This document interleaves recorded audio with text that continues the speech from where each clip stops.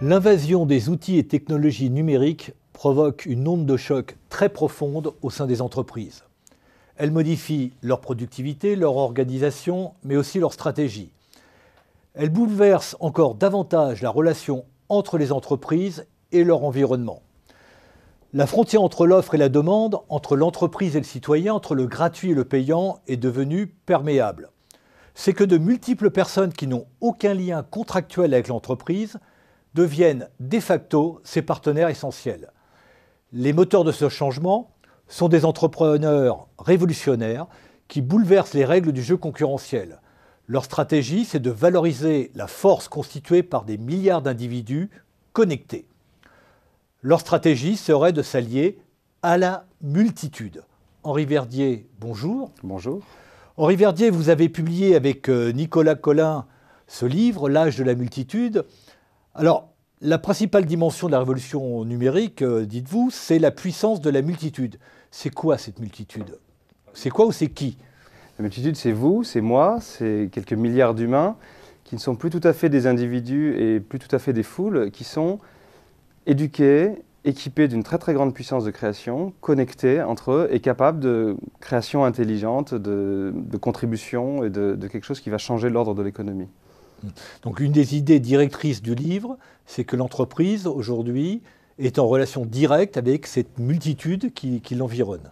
Oui, qu'elle doit apprendre à composer avec cette force agissante, alors soit qui va la menacer et éroder ses positions acquises, soit qui au contraire peut venir l'abonder, la soutenir et permettre de nouveaux modèles économiques. Alors on va y revenir.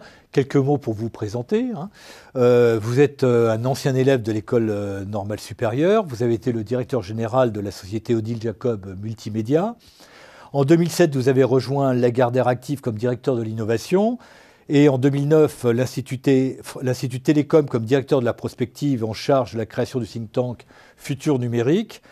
Vous êtes l'un des membres fondateurs du pôle compétitivité Cap Digital, dont vous êtes désormais le président du conseil d'administration, si je ne me trompe pas. Vous êtes également entrepreneur et vous êtes aussi, et tout le monde y a été très attentif ces derniers jours, animateur d'un blog qui est très très actif, j'ai pu le vérifier, et on aura peut-être le temps d'en dire un mot. Alors, votre livre a pour sous-titre « Entreprendre et gouverner après la révolution numérique ». Vous décrivez un monde de l'innovation radicale mené par des innovateurs radicaux, des transgresseurs, des briseurs de conventions. La révolution numérique, c'est donc avant tout le rôle d'un nouveau type d'entrepreneurs qui savent tirer parti d'une révolution des règles du jeu concurrentiel. Oui, la révolution numérique, c'est comme la révolution industrielle. Donc c'est un changement économique et social global où il y a des ruptures technologiques, des ruptures industrielles, des ruptures économiques et sociétales. Mais c'est vrai que nous pensons que le moteur principal de cette révolution, comme de la précédente d'ailleurs, ce sont des gens qui entreprennent, des entrepreneurs. Et nous avons éprouvé le besoin de le souligner et de le marteler parce qu'autant ça a été la grandeur de la France à la fin du XIXe siècle que de porter l'innovation sur l'automobile, l'aviation, la banque. Oui, alors c'est important que vous rappeliez ça parce qu'on a complètement oublié que fin 19e, début du 20e, la France était un pays d'entrepreneurs. Bien sûr, Paris en 1900, le monde entier venait voir les premières automobiles, les premiers avions, l'application de l'électricité à l'éclairage public, l'urbanisme post-électricité. Et comme vous le savez, l'exposition universelle de 1900 a attiré 60 millions de visiteurs, alors qu'on était avant les vols long courriers et les chemins de fer faciles. Et il faut maintenant rappeler l'importance de ces entrepreneurs parce que, au fond, les politiques publiques et peut-être également les stratégies industrielles l'ont un peu oublié. On a rêvé d'une possibilité de travailler l'innovation par planification confortable, par stratégie récurrente ou rassurante. Or non, et on le revoit avec la révolution numérique, le geste de créer, le geste d'innover, c'est une démarche à part entière. Ça n'est pas une résultante indirecte de la recherche, ça n'est pas l'application d'une stratégie macroéconomique. C'est un acte de création qui est plus proche de celui de l'artiste que de celui de l'économiste. De l'artiste, ou c'est aussi un acte de transgression, c'est un acte de rupture. Ah, il se trouve que, et ça on y insiste aussi dans le livre, mais je ne voudrais pas en donner une lecture trop romantique. Mais bien sûr, on alerte d'ailleurs les grands groupes d'industrie ou de services, notamment français.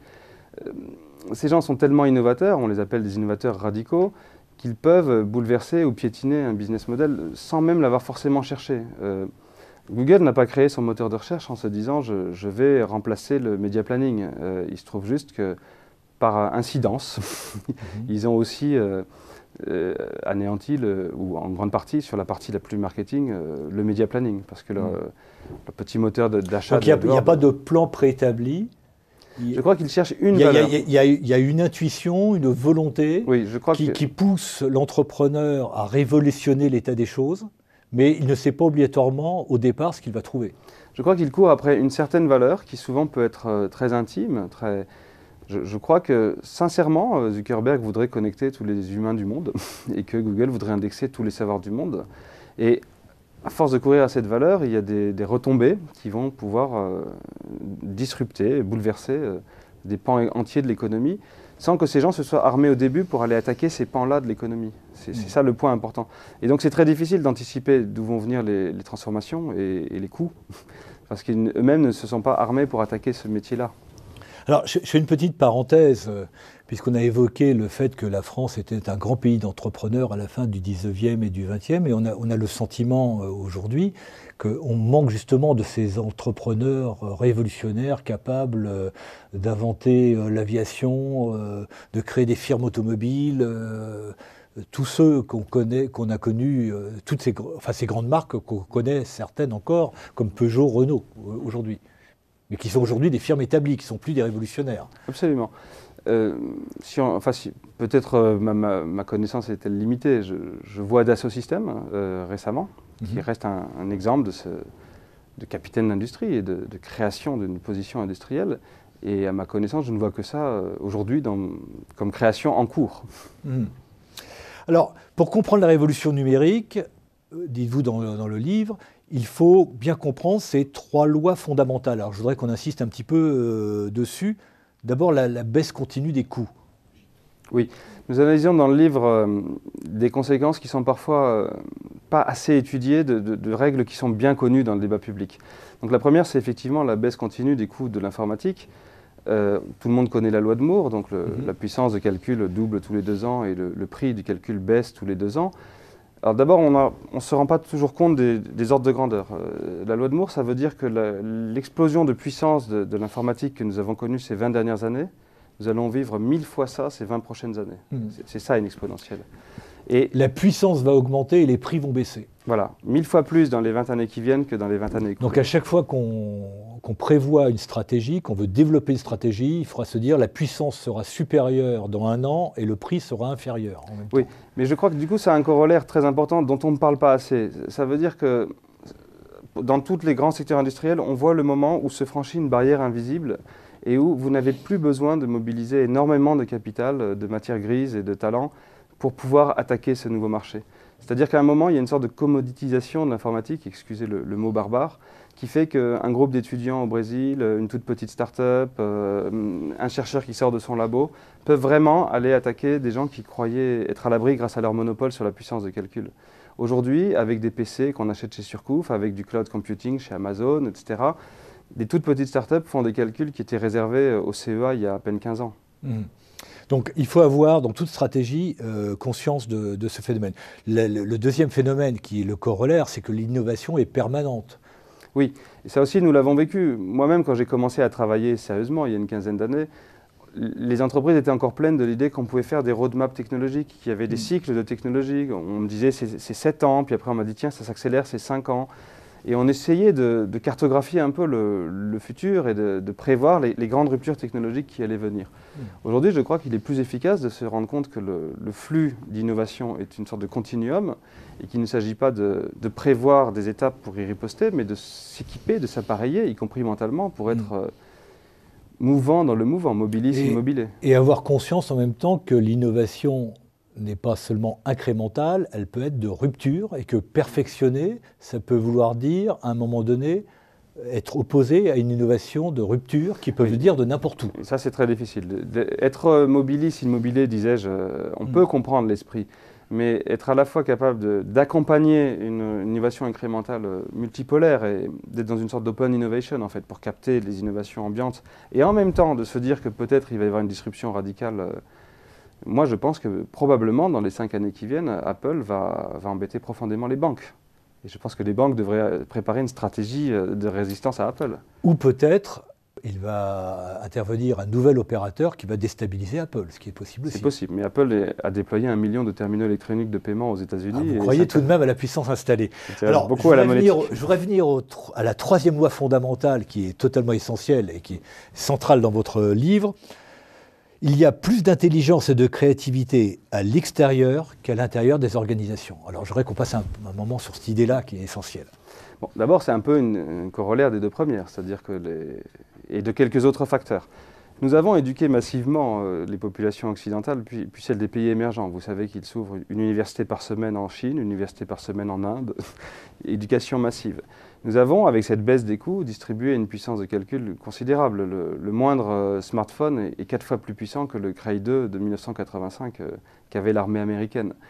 Et nous avons créé ce réseau d'interaction, de web social, cette capacité de se coordonner, d'échanger, de partager, etc. Et nous nous retrouvons effectivement devant une situation très difficile pour la plupart des organisations, très difficile à intégrer, qui est que, voilà, il y a beaucoup d'intelligence, et pas seulement d'intelligence, mais de puissance de création à l'extérieur.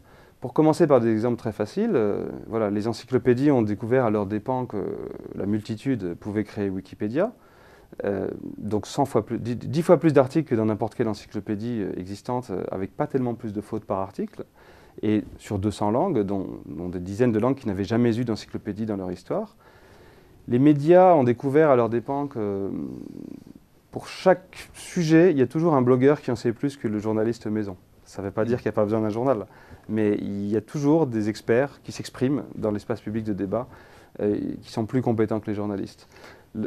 Et on pourrait multiplier les exemples. Enfin, alors quand vous prenez l'exemple de Wikipédia, si prenons l'exemple des encyclopédies, donc on est passé de la Britannica et de l'Universalis à, j'ai oublié le nom de l'encyclopédie qui avait été développée par Microsoft, qui a cassé en fait les vieilles encyclopédies centenaires.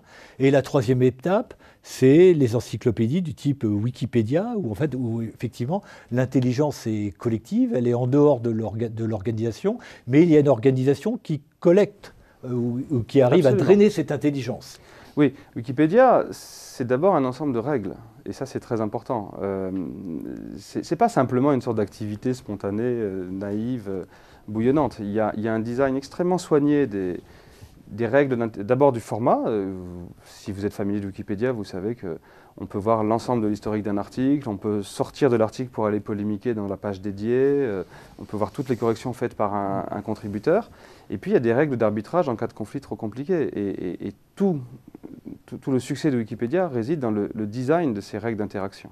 Mais en même temps, et là c'est un autre point qui est abordé dans le livre d'ailleurs, Wikipédia est une fondation, donc une organisation non marchande. Et ce que vous soulignez dans le livre, c'est que la frontière entre marchand et non marchand s'estompe parfois et devient extrêmement floue, du fait de ces interconnexions dans la multitude.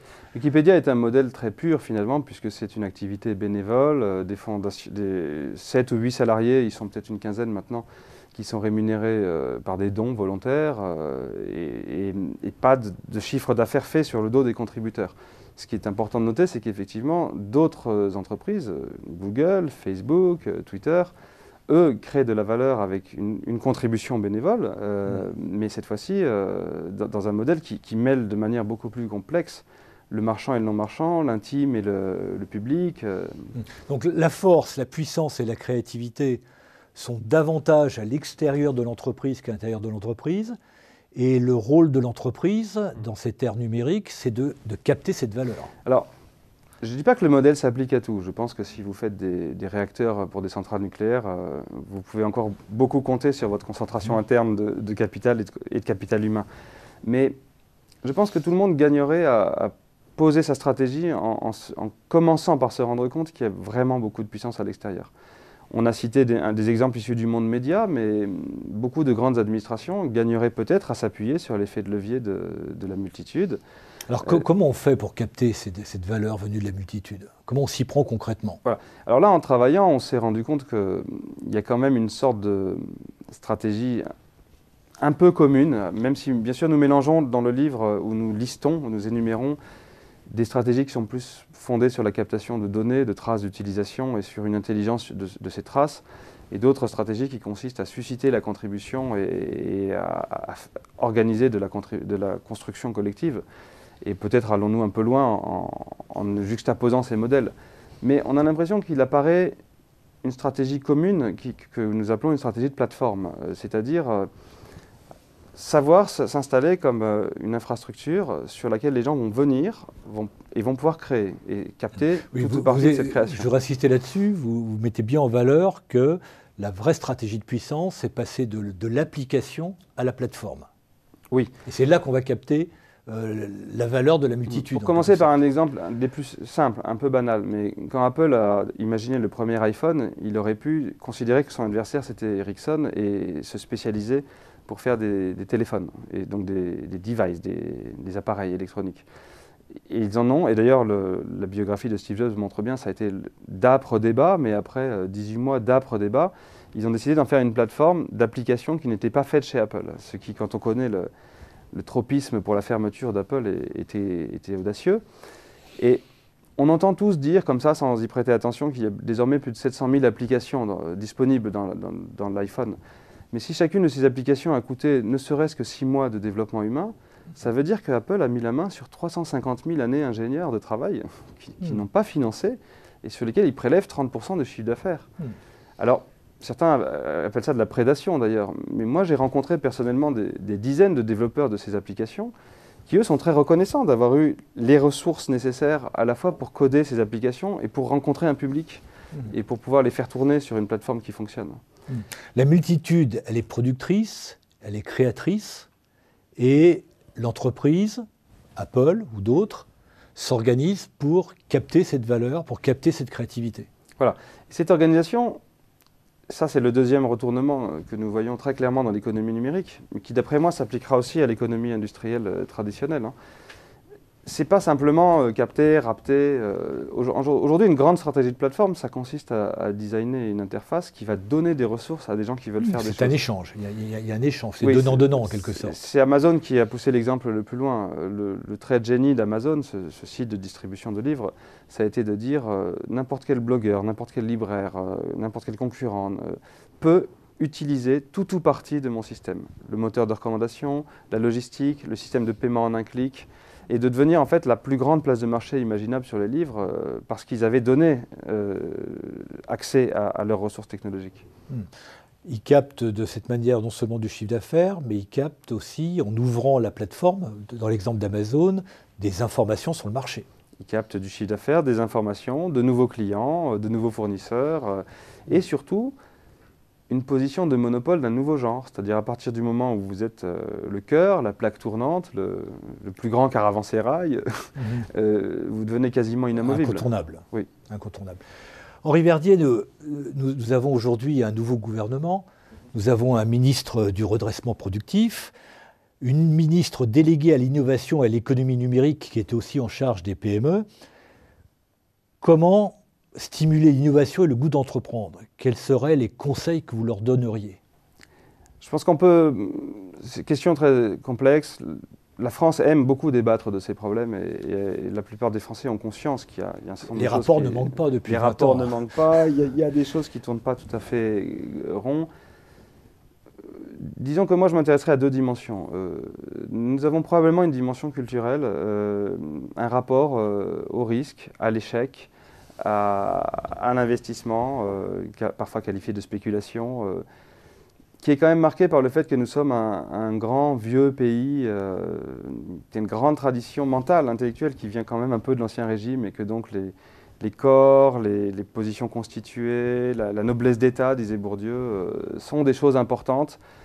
On n'est pas un monde culturellement qui privilégie le cow-boy et l'explorateur et l'innovateur disruptif et l'insolent et l'impertinent. Et il nous manque peut-être un petit peu quand même de culture de ce qu'on sent à Tel Aviv ou à San Francisco ou dans des endroits comme ça. Je pense que si après on regarde des choses plus microéconomiques, moi qui travaille avec l'écosystème depuis plus de 6 ans avec Cap Digital, on a une bonne science, on a de bons étudiants, on a des entrepreneurs qui sont entreprenants et qui ont des projets de qualité à la création. Et on a en revanche des TPE, des toutes petites entreprises qui ne grossissent pas et qui n'exportent pas. Pour moi, on a un vrai nœud autour de la question du capital risque. Aujourd'hui, cette économie très disruptive... Est-ce qu'on a aussi assez d'entrepreneurs et assez de membres de l'élite française qui s'engagent dans l'entreprise? On a plus d'entrepreneurs qu'on imagine. Je ne sais pas si on en a assez ou trop. En tout cas, dans le numérique, on en a plus qu'on l'imagine. Ils ont un vrai talent de code, d'informatique, de conception de produits.